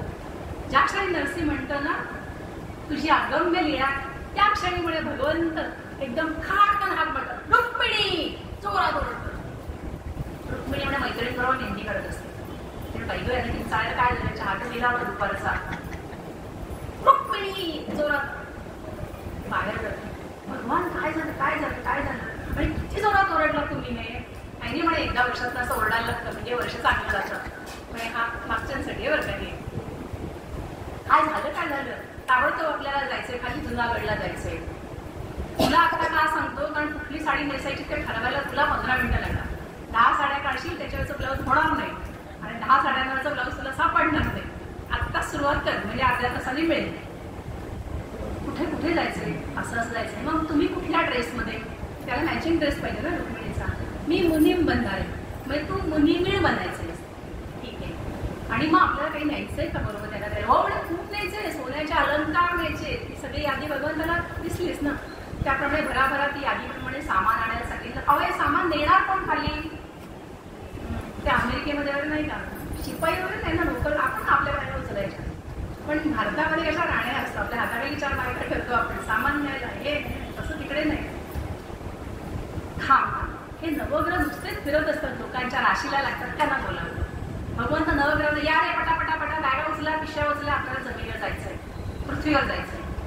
हे सगळं म्हणे यमधर्म ऐकत असतो. तो बाहेर बसलेला असतो. यमधर्म. देवा मी पण येऊ का? अरे आम्ही लग्नासारख्या समारंभाला जातोय, तुम्हाला उचलायचं नाहीये, तू इथेच बस. त्याने मग तेव्हा मला पण ती चेंज पाहिजे ना, चेंज ऑफ ड्युटी. मला पण ती पॉझिटिव्ह ड्युटी द्या. ठीक आहे, तुला यावंसं वाटतंय ना, मग चल तू पण ये. पण जेव्हा तुम्ही कसं जाणार आहात, मी कसं जाणार ते तू का विचारतोस? नाही म्हणजे मी कसं येऊ, रेड्यावरनं येऊ का कसं? कारण रेडा माझा रेडी आहे, येऊ का त्याच्यावरनं? अरे मी चालत तू कसा रेडा आणतोयस? असं करत सगळी मंडळी एका क्षणात खाली अवतरतात. त्यांना काही ट्रॅव्हल 130चा स्पीड वगैरे काही नाही. भगवंत स्वतः मुनिमाच्या वेशात त्या सगळ्यांना घेऊन त्या समारंभाच्या इथे उपस्थित होतात. हो अतिशय तेजपुंज मुनीम भगवंत स्वतः आणि त्याची ती मुनिमीण स्वतः या ब्रह्मांडाची चालिका मालिका आणि पालिका असलेली ती रुक्मिणी देखणं. आणि त्यांची गाठोडी म्हणजे आपण गावाला जातो असली गाठोडी दिली सुंदर सुंदर दिसल्याबरोबरच कळत होतं याच्यामध्ये काहीतरी मोठं महत्व असेल. सगळे बरोबर माणसं बघाली तिकडे कोणाला काय आणलं. आणि मुली म्हणतात बोलवा, शेठना बोलवा. आणि शेठ बाहेरले, शेठ खुश झाले. त्या वाकड्या मुलीमणी सांगितलं म्हणून कळलं नरसीकडे एवढा पैसा आहे आपल्याला. तर काय आपण नारळाचे पैसे आपण दिले, काय मूर्ख आपण. मुली नमस्कार करतात. आम्ही नरसीचे दास आहोत, त्याच्याकडे आलोय. कोणाकोणाला काय काय पाहिजे त्याप्रमाणे द्यायचंय. तर आता आपण सुरुवात करूया, वेळ नको जायला. हो म्हणजे पहिले मलाच द्यायचं. मुलाचा बाप आहे ना, तो वरपिता आहे, मलाच द्यायचं. आणि भगवंतपणे नवग्रहांना फोन करतात. शनी त्या पाटाच्या खाली जाऊन बसतात आणि नवग्रहांना सांगतात तुम्ही तुमचं काम करा रे. आणि हा वरपिता तिथे बसतो. त्यांनी मागितलेले 80 तोळे सोनं, 800 तोळे सोनं आणलेलं आहे. आणि तो ज्या क्षणी त्या पाटावर बसतो त्या क्षणी नवग्रह अशी काही जादू करतात, शनी खालूनकडे फोर्स लावतो आणि तो शेठ असतो तो गरगर कसा फिरायला लागतो. मी आत्ता मरतोय का नंतर मरतोय, पण तो त्याला दिलेला ते जसं ते छातीशी धरतो, सुटायला नको. समजा वाचलं तर माझं सोनं नको जायला. म्हणजे क्षणभर त्याला मरतो की जगतो असं वाटायला लागलं. थोड्या वेळानंतर भगवंत आता शांत झाला. ते 800 डोळे सोनं त्याला दिलं. आता बोलवायचं कोणाला? त्याची आई सासूबाई रुक्मिणी देवी म्हणतात भगवंता काळजीच करू नका, हळद कुंकूमध्ये मी हळद घेते आणि पापडाचं तिखटच घेते म्हणे. बरोबर करते तिला. मग ती याची वसंतरायची आई बसते. तिला पण परत शनीला ऑर्डरच आहे ना, यांचे कोणी बसते की तुझा स्पीड चालू करायचा. तिला पण कर आत्ता मरते की मग मरते की नको हे सोनं नको, मला आता आयुष्य मिळू द्या. असं याची तिची परिस्थिती होते. कर फिरवतात. नंतर थोड्या ती शांत होते. तिला पण 800 डोळे सोडलं. त्या दोघांचं झालं. आणि बाकीच्याला सांगितलं तुम्ही तुमचे काय अंगठ्या बिंट्या ते घ्या. ते बराबर गुळाला कसे मुळे चिकटायचे ते सगळ्यांनी ती गाठवडी उघडली आणि आपल्याला हवे ती सगळी सोडून दिलं, सगळी बराबर घेतली. आता वसंतराय येते. आता भगवंत नवग्रहाला सांगतात की आपले तर काय आपल्या लेकराला सांभाळणार आहे, त्याला त्रास देऊ नका, त्याला काय जे द्यायचं ते देतात. आता तो मुनी मला आकडा त्याला पण आश्चर्य वाटलं. आपण टाइमपास म्हणून गेलं याला छळायसाठी, हे खरंच आलं, बरं झालं, केवढा आपला फायदा आहे. त्यांनी काय मागितलं होतं? धोंडा आणावा शेरचा ढग. आता तो एवढा सोन्याचा धोंडा उचलणार कोणाला? आता भगवान म्हणतात इथं राहा यमराज, इथं राहा. तो यमराज नाही, त्याला बाकी इतकं काम नसतं, त्याला म्हणजे तांब्या येत असतात. मग तो येतो भरकन, वा मला काहीतरी ड्युटी, थांब तुला ड्युटी आता तुझ्या आवडीची आहे. कसं आहे, हारबीर आपण गळ्यात घालू, कोळशी बिची हातात देऊ, चेन वगैरे अंगठ्या घालू. आता धोंडा कुठे? धोंडा डोक्यात घालायचा. यमराज खुश, त्याच्या आवडीचं काम मिळालं ना. आणि तो मोहीम तिथे बसला आणि भगवंत म्हणले मी जर याला धोंडा दिला ना तर याचा उद्धारच होईल, मोक्षच मिळेल. त्यामुळे हे काम यमालाच करते. आणि यमाचं आवडीचं काम ना. त्यामुळे यम येतो म्हणे पोच घेतो आणि एका मिनिटात तो धोंडा त्याच्या डोक्यात हाणतो. एका मिनिटात त्याचा चटणीसारखा चेहरा नेता नेता तो मुली तिथे मरून पडतो. सगळीकडे शांतता नसतात ते. बाप रे, हे काय झालं? सगळे आपापल्या अंगठ्या गळ्यात काढून घेतात. नको बाबा, पुढचा माझा टर्न नको याच्यानंतर. सगळे घाबरतात. एकदम शांतता, पिंट ड्रॉप शांतता. आता वर बाई आतमध्ये बसलीये, तिला एकदम कळते की बाहेरचा दलका कमी झाला. एकदम शांतता कशी काय? म्हणून ती बाहेर बघायला येते. सगळेच थरथर कापतायत आणि भगवंत पण चिडलेले आहेत, खद्यांगासारखे डोळे झालेले आहेत. आणि इथे त्या मुनिमाचं असं प्रेत पडले, तुकडे तुकडे झालेलं. पुढे आणि म्हणते, आपण कोण? मी मुनी नेत्याचा. नेत्याचा मुनी ठीक आहे, पण तुम्हाला माझ्या वडिलांनी पाठवलंय का? माझ्या वडिलांनी तुम्हाला सांगितलं का की माझ्या शुभ कार्यामध्ये असली ब्रह्महत्या करून त्या सगळ्या कार्यक्रमाचा विध्वंस करावा, का तुम्ही स्वतःहून केलंय?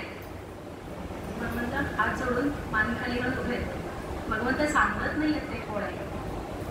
मुलगी हुशार आहे. मुलगी म्हणते, माझ्या वडिलांची भगवंतावरची भक्ती मला माहिती आहे, त्यामुळे तुम्ही भगवंतच आलेले असणार, मला त्याच्यात केळमात्र शंका नाही.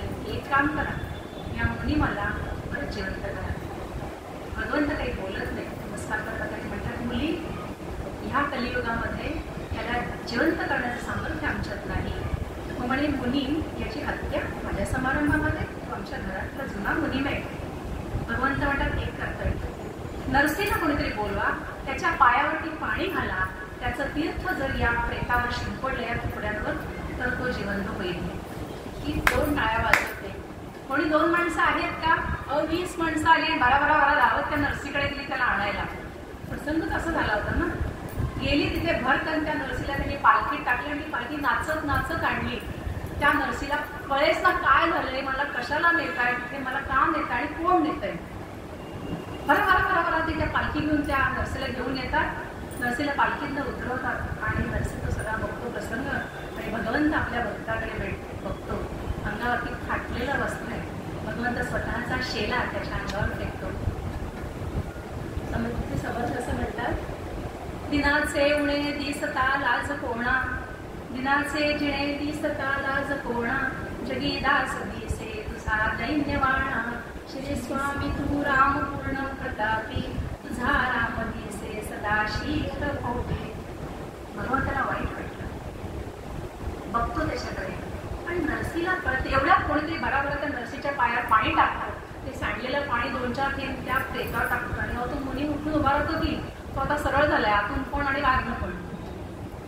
आणि सगळ्यांच्या लक्षात येतं काय प्रकार झालाय आणि नरसीचं लक्ष होतं भगवंताकडे.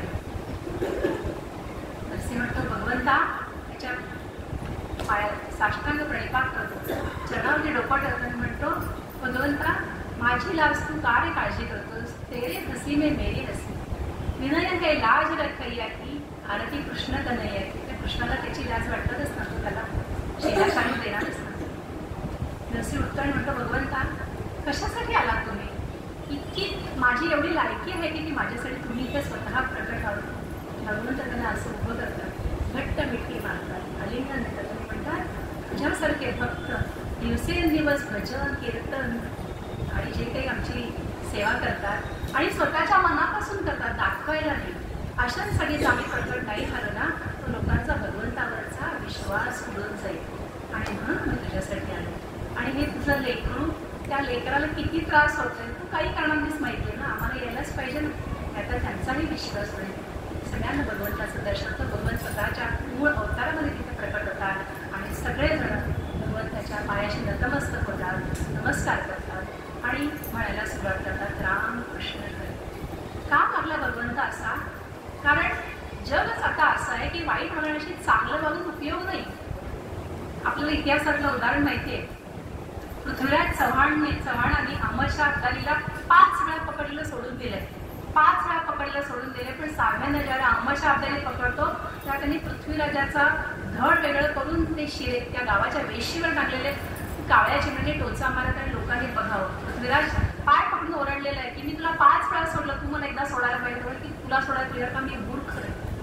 औरंगजेबाने काय केलं? छावा आपण पाहिला काय केलं. ही अशा माणसाची चांगलं म्हणत अर्थच नाही. खटा असेल महाखट, समर्थ म्हणाले त्याप्रमाणे त्यांच्याशी तसंच वागलं पाहिजे. यांचं पाणी बंदच केलं पाहिजे.